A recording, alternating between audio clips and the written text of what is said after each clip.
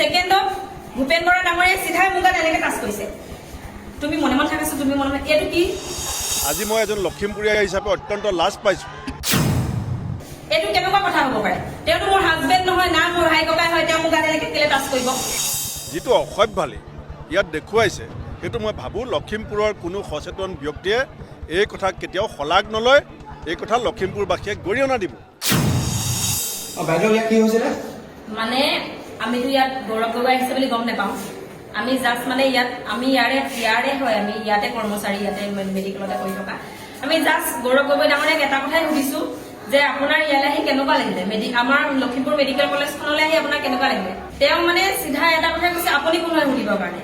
মই কৈছোঁ মই ইয়াৰে মানুহ হয়, ইয়াতে চাকৰি কৰি আছোঁ, ইয়াতে কৰি আছোঁ, সেইটো কাৰণে আপোনাক সুধিছোঁ। লগে লগে তেওঁৰ লগত থকা গুণ্ডাখিনিয়ে লগে লগে বিজেপি হয়, সেইটো কথা ক'লে, সেইটো কথা ক'লে। ছেকেণ্ডত ভূপেন বৰা ডাঙৰীয়াই চিধাই মোক এনেকৈ টাচ কৰিছে। তুমি মনে মনে থাকাছো, তুমি মনে মনে এইটো কি? এইটো কেনেকুৱা কথা হ'ব পাৰে? তেওঁতো মোৰ হাজবেণ্ড নহয়, না মোৰ ভাই ককাই হয়, তেওঁ মোক এনেকৈ কেলে টাচ কৰিব? সেইটো কথা কোৱা কাৰণে তেওঁলোকে চিধাই বিজেপি গৌবেগ, বিজেপি মুণ্ডাবাদ, মানৱ ডেকা মুণ্ডাবাদ। সেইটো কেনেকুৱা কথা হ'ব পাৰে? আমি জাষ্ট তেওঁক কথাটো সুধিছোহে যে আপোনাক মেডিকেল কলেজখনলৈ আহি আপোনালোকৰ কেনেকুৱা লাগিলে। সেইটো কথাতে মানৱ ডেকাৰ নাম ওলাই গ'ল, আমাৰ CM ছাৰৰ নাম ওলাই গ'ল। কি কাৰণে ওলাই গ'ল? তেওঁলোকে ইমানে হেৰি যে মাইকী মানুহ চানুহ আমাক কাকো চোৱা নাই। এওঁ গাত হাত দিছে, মোৰ গাত হাত দিছে, তেওঁৰ গাত হাত দিছে। এইটো কেনেকুৱা হ'ব পাৰে? তেওঁলোকে ইমান এজন ডাঙৰ নেতা হৈ তেওঁলোকে কেনেকে মাইকী মানুহক কেনেকে সন্মান কৰিব লাগে, কেনেকে মাইকী মানুহক কথা ক'ব লাগে, সেইটো কথা নাজানে। আজি মই এজন লখিমপুৰীয়া হিচাপে অত্যন্ত লাজ পাইছোঁ, অত্যন্ত দুখ পাইছোঁ যে ইয়াত আমাৰ ৰাজ্যখনৰ যিকোনো নাগৰিকৰ অধিকাৰ আছে, ভাৰতবৰ্ষৰ যিকোনো নাগৰিকৰ অধিকাৰ আছে। কংগ্ৰেছ দলৰ সভাপতিজন যে ইয়ালৈ আহিছে, ইয়াৰ পৰা লখিমপুৰৰ মানুহৰ লাভ হ'ব। কি লাভ হ'ব? যে এই হস্পিটেলখনৰ অভাৱ অভিযোগবিলাক লুকুৱাই ৰাখিবলৈ চেষ্টা কৰা হৈছে। ডক্টৰসকলক আমি বেয়া নাপাওঁ, ইয়াৰ কৰ্মচাৰীসকলক আমি বেয়া নাপাওঁ।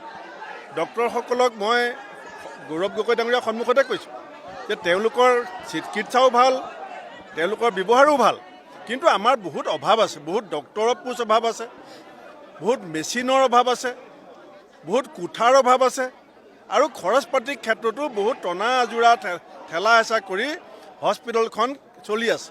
সেই কথাখিনি বুজ ল'বলৈ আহোঁতে লখিমপুৰৰ বিধায়ক মানৱ ডেকাৰ ভেৰুণীয়া বাহিনীয়ে যিটো অসভ্যালি ইয়াত দেখুৱাইছে, সেইটো মই ভাবোঁ লখিমপুৰৰ কোনো সচেতন ব্যক্তিয়ে এই কথা কেতিয়াও শলাগ নলয়, এই কথা লখিমপুৰবাসীয়ে গৰিহণা দিব।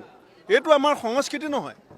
আমি প্ৰতিবাদ কৰিব পাৰোঁ, আমি প্ৰতিবাদ কৰিব লাগিব চৰকাৰৰ বিৰুদ্ধে যে কিয় আমাৰ লখিমপুৰৰ মেডিকেল কলেজৰ পৰা গুৱাহাটীলৈ, ডিব্ৰুগড়লৈ পেচেণ্ট ৰেফাৰ কৰিবলগীয়া হয়। ৰেফাৰ হোৱা পেচেণ্টসকলেহে গম পায় যন্ত্ৰণাটো, যে ইয়ালৈ আশা পালি আহি পেলাই যেতিয়া ইয়াত দুদিন থকাৰ পাছত তেওঁ আকৌ ডিব্ৰুগড়লৈ যাবলগীয়া হয়, গুৱাহাটীলৈ যাবলগীয়া হয়, MRI কৰিবৰ কাৰণে প্ৰাইভেট নাৰ্ছিং হোমত যাবলগীয়া হয়। এই কথাখিনি যদি বিৰোধী দল হিচাপে চৰকাৰৰ সন্মুখত ক'বলৈ বিচৰাটো অপৰাধ বুলি কয়, তেনেকুৱা অপৰাধ আমি সদায় কৰিব লাগিব। কাৰণ আমাৰ কাম হৈছে ৰাইজৰ কণ্ঠ হোৱা, ৰাইজৰ আৱেগ অনুভূতি সমস্যাসমূহক দাঙি ধৰা, আৰু সেই কাম কৰিবলৈ আহোঁতে যিটো অপসংস্কৃতি, যিটো অসহিষ্ণুতা ইয়াত আমি দেখা পাইছোঁ, সেইটোৱে কিন্তু আহি থকা সময়ত হিতে বিপৰীত হ'ব। তেওঁলোকে ভাবিছে যে এইবিলাক কৰিলে ৰাইজে ভাল পাব, লখিমপুৰবাসীয়ে এনেকুৱা ধৰণৰ কাম ভাল নাপায়।